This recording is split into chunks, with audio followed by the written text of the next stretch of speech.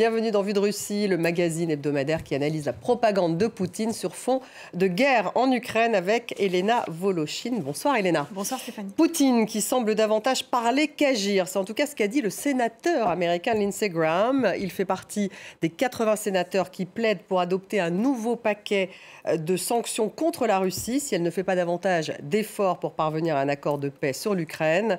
Poutine a dit lundi, il s'est pourtant dit satisfait, lui, du processus de paix après une rencontre en fin de semaine dernière à Istanbul entre les délégations russes et ukrainiennes. Alors, est-ce que ce sont des paroles en l'air ou y a-t-il de véritables avancées? Alors, en tout cas, lundi, après son appel téléphonique avec Trump, Poutine a tenu à afficher sa bonne volonté lors d'un bref entretien avec la presse. Écoutez un extrait. On s'est mis d'accord avec le président des États-Unis sur le fait que la Russie proposera et travaillera avec la partie ukrainienne sur un mémorandum au sujet d'un possible futur projet d'accord de paix. Les contacts entre les participants aux pourparlers d'Istanbul ont repris et cela donne à penser que dans l'ensemble, nous sommes sur la bonne voie.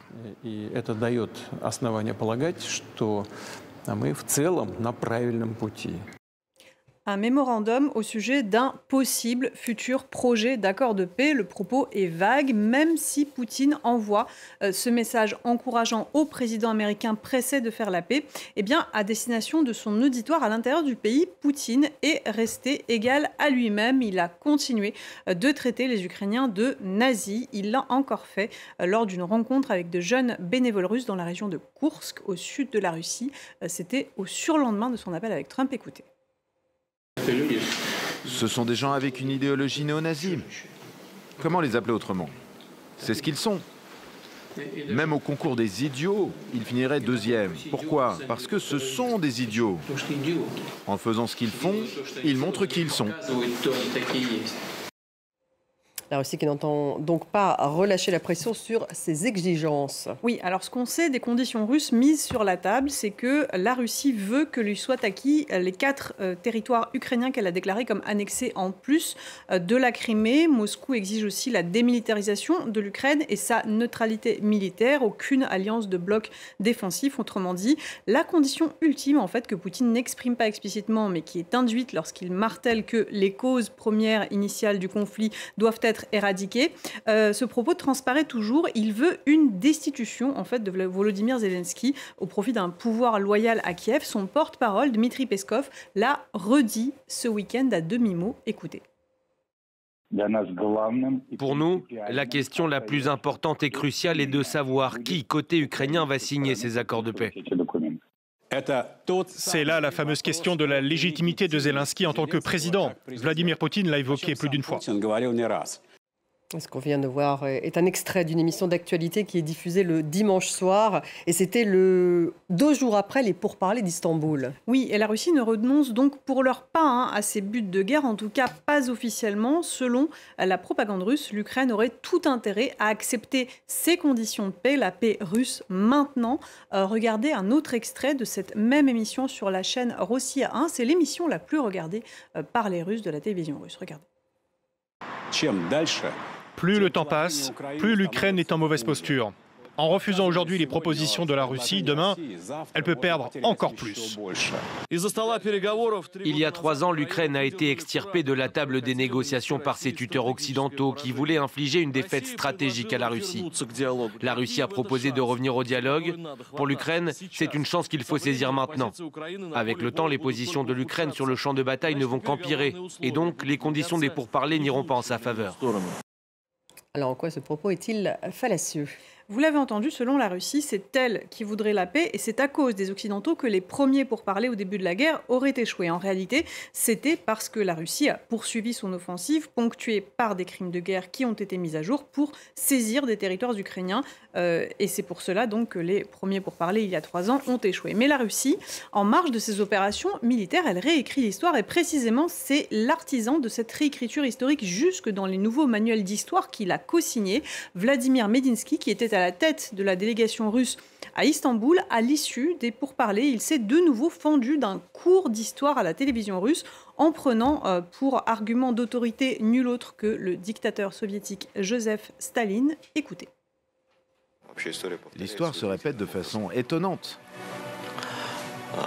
Staline avait proposé un cessez-le-feu et un accord de paix à la Finlande. Les Anglais et les Français chuchotent aux Finlandais.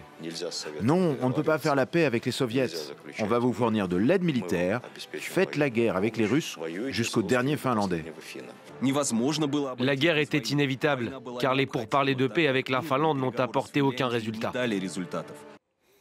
Vladimir Medinsky fait référence à 1939, lorsque l'Union soviétique de Staline a attaqué la Finlande, ce qui lui avait valu d'ailleurs d'être exclu de la Ligue des Nations. Mais il raconte l'histoire à l'envers. Oui, il la raconte tout comme Staline lui-même l'avait fait à l'époque, lorsque le dictateur martelait que c'était les Finlandais qui avaient attaqué l'URSS alors que celle-ci voulait la paix. Staline avait même provoqué un incident à la frontière pour mettre en scène cette prétendue attaque par la Finlande. Selon Staline, responsable, on le rappelle quand même, de la mort de millions de citoyens soviétiques, la guerre était inévitable car c'est la Finlande qui ne voulait pas de la paix.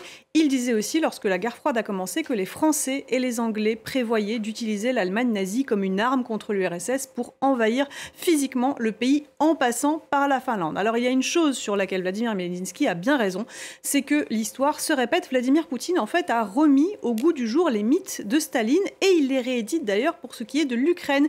Il a aussi dit que cette guerre était inévitable, il a aussi simulé une attaque ukrainienne contre la frontière russe à la veille de son offensive le 24 février 2022. Selon lui, ce sont aussi les Occidentaux, les Français et les Britanniques, il ne parle plus des Américains parce qu'ils s'entendent désormais bien avec Donald Trump, ce sont eux qui feraient la guerre à la Russie par procuration, jusque dans les termes du récit. Faire la guerre jusqu'au dernier Ukrainien, c'est aussi un relent de la propagande stalinienne. L'autre référent historique de Poutine, à part Staline, c'est l'empereur Pierre le Grand. Oui, c'est celui qui a conquis Saint-Pétersbourg en 1721 pour en faire la capitale de la Russie et de la Russie un empire au terme d'une guerre contre la Suède qui a duré 21 ans. Vladimir Medinsky a donné son interview dans une salle de l'ambassade de Russie en Turquie où trône justement le buste de Pierre le Grand, l'occasion de rappeler que la Russie peut guerroyer très longtemps, et c'est d'ailleurs ce qu'il a signifié à la délégation ukrainienne pendant les pourparlers d'Istanbul. Écoutez. Nous avons fait la guerre à la Suède pendant 21 ans. Combien de temps êtes-vous prêt à faire la guerre? C'est ce que Medinsky aurait dit à ses interlocuteurs ukrainiens. La guerre du Nord avec la Suède a duré 21 ans. Les Russes récupèrent toujours ce qui est à eux. Je crois que c'est une leçon d'histoire très importante. Poutine, le rassembleur des terres russes qui fait la guerre pour son troisième empire après ceux de Pierre le Grand et de Staline, malgré les signaux de bonne volonté envoyés à Donald Trump. L'intention, en tout cas, semble inchangée. Merci Elena Voloshin pour Vue de Russie. À la semaine prochaine.